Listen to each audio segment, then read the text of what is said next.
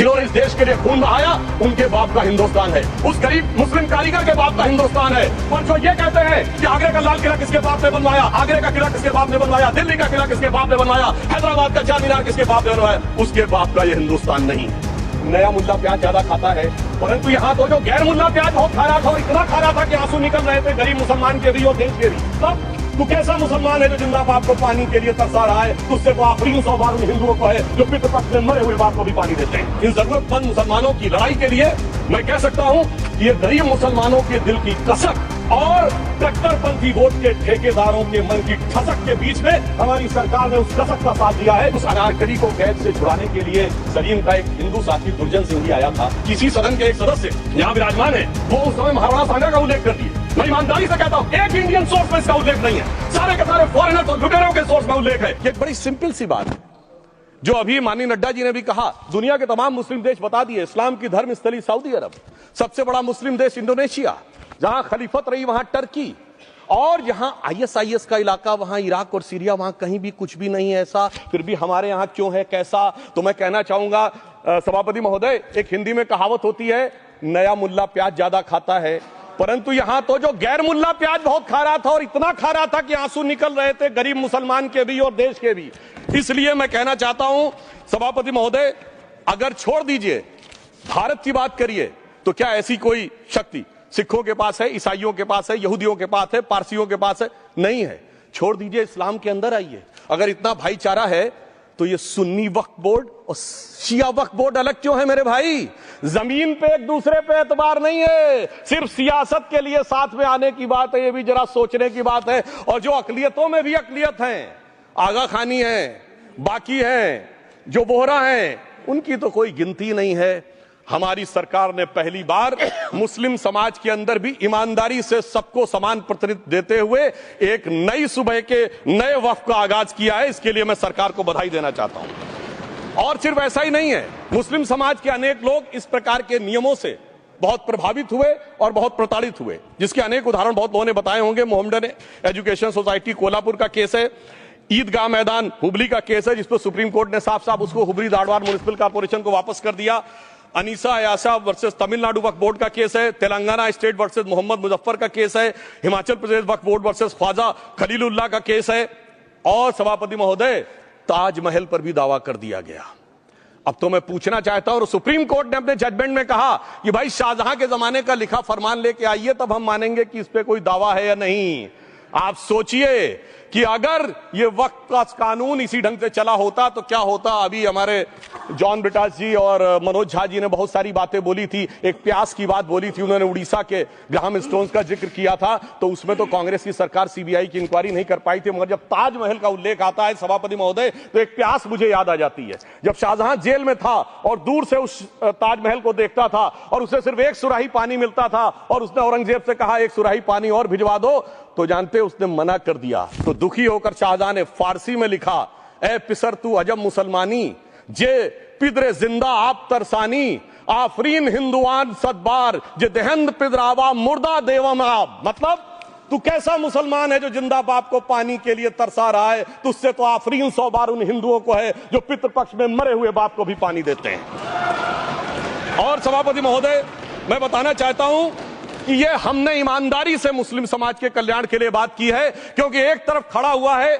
ईमानदार मुसलमान जो शराफत के साथ ईमान को गले से लगाए हुए हैं, और दूसरी तरफ कुछ चंद सरमाएदार हैं जो उस अमानत में खयानत करके शरारत के साथ उसके झंडा बरदार बनना चाहते हैं।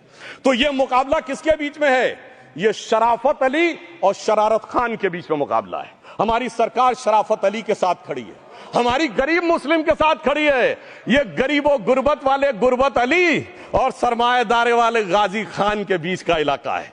मगर मैं कहना चाहता हूं महोदय, एक बात मैं बहुत स्पष्ट रूप से कहना चाहूंगा, इन जरूरतमंद मुसलमानों की लड़ाई के लिए मैं कह सकता हूं कि ये गरीब मुसलमानों के दिल की कसक और कट्टरपंथी वोट के ठेकेदारों के मन की ठसक के बीच में हमारी सरकार ने उस कसक का साथ दिया है, जिसके लिए मैं मानता हूं गरीब और पसमानदा मुसलमान निश्चित रूप से उनका आभारी होगा। हाँ, मगर जब इसकी बात आती तो भी माननीय खड़गे जी भी बोल रहे थे, माननीय संजय सिंह जी भी बोल रहे थे, मनोज झा जी भी बोल रहे थे कि साहब आपके यहाँ वो कितने पुजारी हैं और कितने किस वर्ग के पुजारी हैं। तो मैं उनको बताना चाहता हूं केवल अकेले जूना अखाड़े ने पिछले साल 71 SC ST लोगों को महामंडलेश्वर बनाया।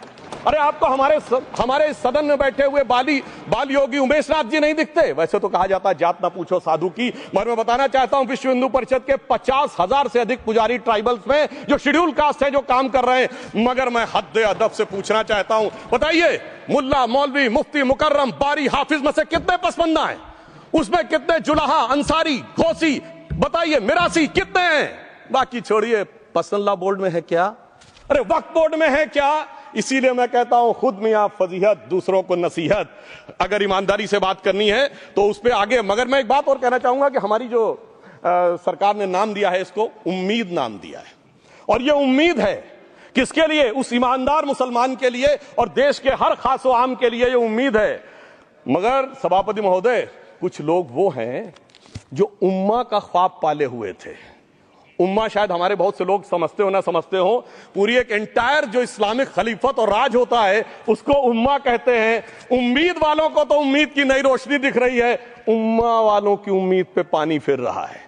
तो ये उम्मीद और उम्मा के बीच का भी मामला है। परंतु मैं ये भी कहना चाहूंगा सभापति महोदय, इसके बाद सिर्फ ऐसा ही नहीं था, प्रॉपर्टीज के ऊपर, तमाम सरकारी प्रॉपर्टीज पे, जिसमें बहुत डिटेल में हमारे साथी लोग गए, मैं डिटेल में नहीं जाना चाहता। भोपाल का विषय, हैदराबाद का विषय, मुंबई का है, लखनऊ का है, पटना का है, बहुत प्रकार से है। माननीय लालू प्रसाद यादव जी का विषय जब बताया गया था तो बहुत ज्यादा हमारे मनोज झा जी बोल रहे थे, तो अब मैं उसके डिटेल में नहीं जाना चाहता हूं। सबने वो वीडियो देखा है। बस एक लाइन में उनके लिए कहना चाहूंगा, वो कुछ भी बोल रहे, जिसे कहते हैं बिगड़ी बात बने नहीं, लाख करो किनकोए, रहीमन बिगड़े दूध को मथे न माखन होए। अब जो बोलना था वो बोल चुके, सबके सामने वो आ चुका। अब एक बात और है, दूसरे धर्म स्थलों के बारे में विषय आता है, तो मैं याद दिलाना चाहता हूं केरला के कैथोलिक चर्च ने 31 मार्च 2025 को जो लिखा, सिर्फ उसकी लास्ट की 2 लाइन बोलना चाहता हूं। We request the central government to get the amendment bill passed as early as possible so that the tears of thousands of suffering people in the place like Munambam can be wiped out only by a legal amendment that can provide a permanent solution to their suffering. We urge all the MPs from opposition party to support the bill so that the historic legislation can become unanimous. मगर सभापति महोदय, ये अल्पसंख्यकों की बात करने वाले जब अल्पसंख्यक की बात आती तराजू पे तौलते हैं, किसका वेट ज्यादा है, किसकी धमक ज्यादा है, किसकी खनक ज्यादा है, फिर तय करते हैं कि माइनॉरिटी के साथ आना है, किस माइनॉरिटी के साथ नहीं आना है। और मैं एक और बात कहना चाहता हूं, तमिलनाडु के तिरुचेरी मंदिर की बात आई, यमुनानगर में गुरुद्वारे की बात आई, केरल में क्रिश्चियन कम्युनिटी की जमीन की बात आई। बहुत सारे लोग प्लेसेस ऑफ वर्शिप के एक्ट की बात करते हैं, तो as per places of worship act Tamil Nadu का मंदिर का तो स्टेटस नहीं चेंज हो सकता भाई। 15 अगस्त 47 के बाद किसी प्लेस ऑफ वर्शिप का स्टेटस नहीं चेंज हो सकता, तो वक्फ बोर्ड को क्लेम फॉरफिट कर देना चाहिए, because it is in contrast to the places of worship act. परंतु अब सुनिए, यही गुरुद्वारे के बारे में भी होना चाहिए। मगर सभापति महोदय, चाहे वक्फ बोर्ड का एक्ट हो, चाहे प्लेसेस ऑफ वर्शिप एक्ट हो, एक ही को फायदा होना है, जिसे कहावत में कहते हैं खरबूजा छुरी पर गिरे या छुरी खरबूजे पे गिरे, आखिर में कटना भगवे रंग के खरबूजे को ही होता है। अब मैं यह भी बताना चाहता हूं कि इन संपत्तियों के द्वारा जो कुछ हुआ, उन्होंने इतनी चीजों को लिया है, इतनी चीजों को लिया है। एक पुराना उर्दू का शेर है कि मिटे नामियों के निशान कैसे कैसे, और ये जमी खा गई आसमां कैसे कैसे। इस जमीन ने कैसे कैसे लोगों को अपने में समा लिया, इसकी तमाम तारीख गवाह है। अगर मैं इसमें बहुत डिटेल में जाऊंगा तो सदन का बहुत सारा वक्त जाएगा, परंतु मैं एक बात ये कहना चाहता हूं कि जब इतना ज्यादा आगे बढ़ गया तो फिर कोर्ट ने आगे इंटरवेंशन करना शुरू किया। मैं डिटेल में नहीं जाना चाहता हूं। अभी कार्तिकेय शर्मा जी ने, बहुतों ने बोला सैयद फसल का case versus union of government, Allahabad high court के केस को कहा, मगर Bashir versus state of West Bengal case में उन्होंने बहुत क्लियर कट कहा है कि waqf is not a religious denomination in accordance with the Article 26 of the Constitution, so the matter relating to the restricting the economic, financial, political and other sectoral activities that may be associated with religious practice under Article 25(2)(a) of the Constitution can be regulated by the state. तो मुझे लगता है अब इसके बाद कोई किंतु परंतु का स्कोप नहीं रह जाना चाहिए। परंतु उसके बाद भी सभापति महोदय, जो कानून को न माने, जो कहे संविधान को नहीं मानेंगे, और जो ये कहे कि साहब अदालत के आदेश को भी नहीं मानेंगे, तो फिर इसका मतलब उसके मन में तो एक ऐसी बादशाही आ गई है। इसके लिए मुझे सभापति महोदय, वो पुरानी वाली फिल्म अगर लोगों को याद हो, मुगले आजम का वो सीन याद आता है कि जब अकबर ने अनारकली को कैद कर लिया तो सलीम कहता है, जब्त मैं करूं जिसकी की जमीन वीरान हो गई है, जब्त वो न करे जिनके सिर्फ शौक के बाद चाहत को ठेस पहुंची है। ये जिल्ले इलाही की बादशाही नहीं बल्कि खुदाई है। मैं कहना चाहता हूं, जो संविधान को न माने, कानून का न माने, इसका मतलब वो अपनी खुदाई में जी रहा है। तो ये वो लोग हैं। और वैसे मैं सभापति महोदय, खुदाई से आजकल बहुत से लोगों को डर लगता है, क्योंकि जहां जहां खुदा है वहां वहां भगवान है, जहां जहां खुदा है वहां वहां भगवान है। बाकी आप सब बहुत बुद्धिमान हैं। अब मैं ये भी बात कहना चाहता हूं, और वैसे आखिर में उस अनारकली को कैद से छुड़ाने के लिए सलीम का एक हिंदू साथी दुर्जन सिंह ही आया था। मैं कह सकता हूं कि वक्फ की इस मुकद्दस जमीन को अगर कैद करके रखा है तो उन चंद लोगों ने, जिनके दिमाग आज भी उन चीजों में भरे हुए हैं कि कोई समझता हम तो किसी जमाने में हुक्मरान वक्त थे, कोई कहता हुजूर नवाब थे, कोई कहता बादशाह आलमगीर थे, कोई कहता है बादशाह गाजी जिंदा पीर थे। तो नदीमुल हक साहब ने जो बोला था ना, किसी के बाप का हिंदुस्तान थोड़ी है, बिल्कुल मैं कहना चाहता हूं, जिन्होंने इस देश के लिए खून बहाया उनके बाप का हिंदुस्तान है, उस गरीब मुस्लिम कारीगर के बाप का हिंदुस्तान है।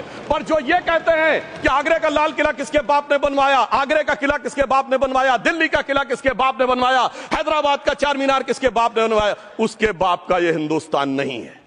और उसके बाद भी जो आप करना चाहते हैं, अगर इस रास्ते में आप कांटे बिछाना चाहते हैं, तो उनके लिए एक लाइन कहना चाहता हूं सभापति महोदय, तेरी तमन्ना है पर हम खार न बोने देंगे, खार कांटों को कहते हैं, तेरी तमन्ना है पर हम खार न बोने देंगे, तुझे हम राह की दीवार न होने देंगे, तू सबको रौंद कर आगे जो निकलना चाहे हम तेरी इतनी भी रफ्तार न होने देंगे। और इसीलिए हमारी सरकार ने इस विषय के ऊपर एक सही और सटीक प्रयोग करने का प्रयास किया है। मैं दूसरी बात यह भी बताना चाहता हूं, हमारे डीएमके के तिरुचि शिवाजी ने अनायास अकारण यह बात बोली थी कि उस समय जब जिन्ना का उल्लेख करते हुए उन्होंने कहा कि पार्टीशन के समय, तो मैं उनके सुलभ संज्ञान के लिए बता देता हूं, 1946 की कॉन्स्टिट्यूएंट असेंबली में मद्रास प्रेसिडेंसी में 30 आउट ऑफ 30 सीट जो थी वो मुस्लिम लीग ने जीती थी विद 95% ऑफ वोट्स, और एक भी मुस्लिम वहां के बाद बाहर नहीं गया। इसलिए मैं ईमानदारी से कहना चाहता हूं, फैक्ट को समझिए। और जो मद्रास प्रेसिडेंसी के मुस्लिम लीग के अध्यक्ष थे और पीजे पोकर साहब बहादुर और मोहम्मद इस्माइल, वही बाद में इंडियन यूनियन मुस्लिम लीग के अध्यक्ष बने, और उन्होंने 28 अगस्त 1947 को सेपरेट इलेक्टोरेट मांगे, जो कोई जाके कॉन्स्टिट्यूएंट असेंबली की डिबेट में पार्लियामेंट किया। आप वेबसाइट पे पेज नंबर 270 पे जाके पढ़ लीजिएगा। सरदार पटेल ने बड़े गुस्से में इस बात को कहा, अब जो हो गया सो हो गया, एक रात में दिल नहीं बदल गया, मगर अब देश के लिए कैसे आगे बढ़ना है उसके लिए ईमानदारी से आगे आओ। और खैर मैं अंबेडकर जी और पटेल जी के बहुत सारे वो कोट कर सकता हूं, सारी बातों को छोड़िए, मगर अफसोस की बात यह है सर कि अभी मनोज झा जी ने बोला था हम में से कोई शक है, कोई हूण है और ये करिए। अरे भैया, जमाने चले गए, अब जेनेटिक सीक्वेंसिंग का जमाना आ गया है। और जेनेटिक सीक्वेंसिंग ने क्या प्रूव किया है, दुनिया के सबसे बड़े मुस्लिम देश इंडोनेशिया के राष्ट्रपति आए थे और राष्ट्रपति भवन में उन्होंने डिनर के दौरान कहा कि few weeks back I got my genetic sequencing done and I was told that I'm an Indian GDNA। अरे साहब, कहां गुलामी की मानसिकता में पड़े हुए हैं सभापति महोदय। और यहां गुलामी की मानसिकता इस कदर पैबस्त है लोगों के दिमागों में, किसी सदन के एक सदस्य यहां विराजमान है, वो उस समय महाराणा सांगा का उल्लेख कर दिए।